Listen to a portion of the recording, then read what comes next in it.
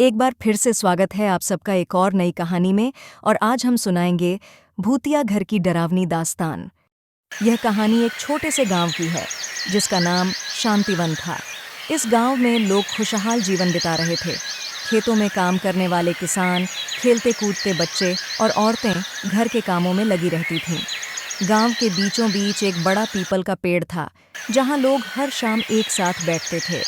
पर गांव के पास एक पुरानी हवेली थी जो हमेशा सन्नाटे में डूबी रहती थी। लोग कहते थे कि हवेली श्रापित थी और रात होते ही वहां से अजीबोगरीब आवाजें आने लगती थीं। हवेली का इतिहास डरावना था।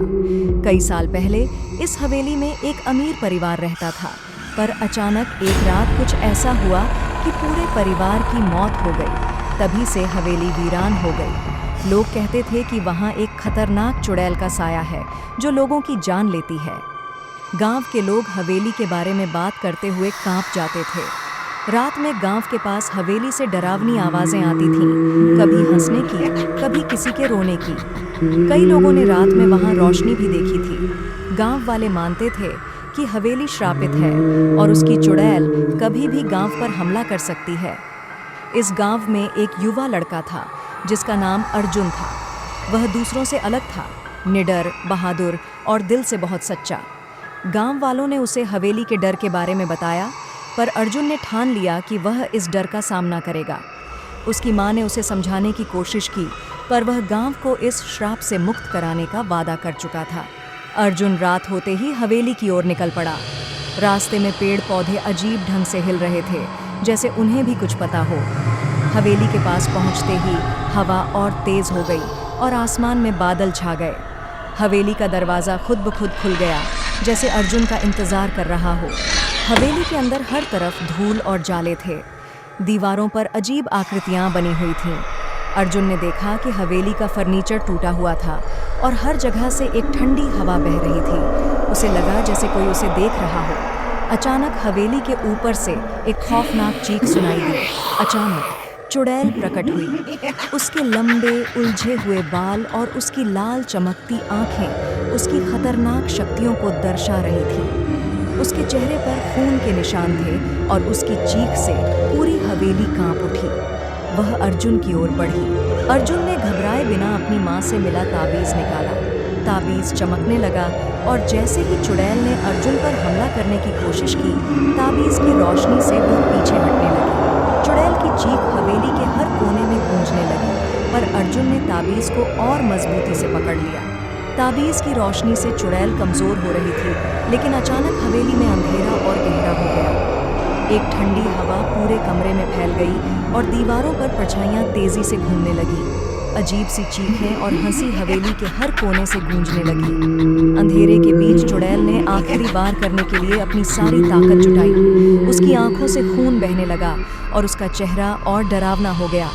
उसके शरीर से काले धुएं की धाराएं निकलने लगीं, जिससे पूरा कमरा कांपने लगा। अर्जुन के ताबीज की रोशनी भी अब धीमी पड़ने लगी थी। अर्जुन को लगा कि उसकी शक्ति कम हो रही है। तभी चुड़ैल हवा में उठकर ताबीज को छीनने के लिए झपटी। उसकी चीख इतनी तेज थी कि अर्जुन का दिल जोर से धड़कने लगा। चुड़ैल ने हवेली की छत पर लगे एक भारी झूमर को गिरा दिया, जिससे अर्जुन बाल बाल बचा। अब अर्जुन के पास कुछ ही पल थे। उसने अपनी पूरी शक्ति से ताबीज को उठाया और जोर से चिल्लाते हुए उसे चुड़ैल की ओर फेंक दिया। ताबीज हवा में चमकने लगा और सीधे चुड़ैल के दिल में जाकर लगा। तभी चुड़ैल की चीखों ने हवेली को हिला दिया। वह तड़पने लगी और उसकी त्वचा पर जलने के निशान उभरने लगे। पूरे वातावरण में आग की लपटें उठने लगीं। उसकी चमकती लाल आंखें अब बुझने लगी थीं और वह धीरे धीरे अंधेरे में विलीन होने लगी। अर्जुन की सांसें थम गईं, लेकिन यह खत्म नहीं हुआ था।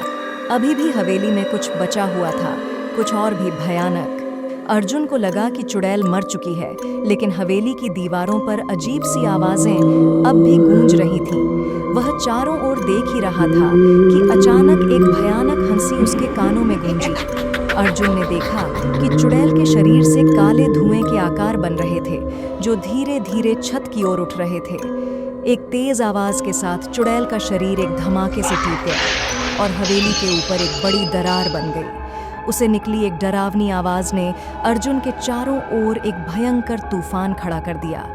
उसे एहसास हुआ कि चुड़ैल पूरी तरह खत्म नहीं हुई थी। उसकी आत्मा अब भी हवेली के अंदर कहीं छिपी थी। अर्जुन जल्दी से हवेली से बाहर निकलने की कोशिश करने लगा, लेकिन दरवाजे खुद ब खुद बंद हो गए। हवेली में अब अंधेरा और गहराने लगा। हवा इतनी ठंडी हो गई कि अर्जुन की सांसें जमने लगीं। उसे लगा कि अब वो फंस चुका है, लेकिन तभी ताबीज से एक और हल्की सी चमक निकली, जिसने उसे सही रास्ता दिखाया। उसने अपनी पूरी हिम्मत जुटाई और तेजी से दरवाजे की ओर भागा।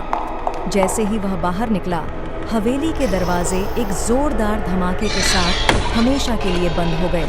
लेकिन जब अर्जुन मुड़ा तो उसने देखा कि हवेली के ऊपर काले बादल अब भी मंडरा रहे थे।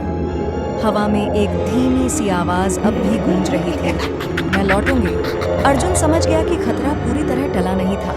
अर्जुन ने गांव लौटकर सबको चुड़ैल के अंत की खबर दी। पूरा गांव उसकी बहादुरी की प्रशंसा कर रहा था। गांव के लोग खुशी से झूम उठे और हवेली के श्राप से मुक्त होने की खबर दूर दूर तक फैल गई। अर्जुन का स्वागत किया गया और गांव में उत्सव का माहौल बन गया। अगली सुबह हवेली में अब कोई डरावना एहसास नहीं था। बच्चे अब वहां खेलने लगे थे और गांव में शांति लौट आई थी। अर्जुन अब गांव का हीरो बन गया था और उसकी बहादुरी की कहानी हर किसी की जुबान पर थी। अच्छा, आज के लिए इतना ही। मिलते हैं अगली बार एक और नई कहानी के साथ।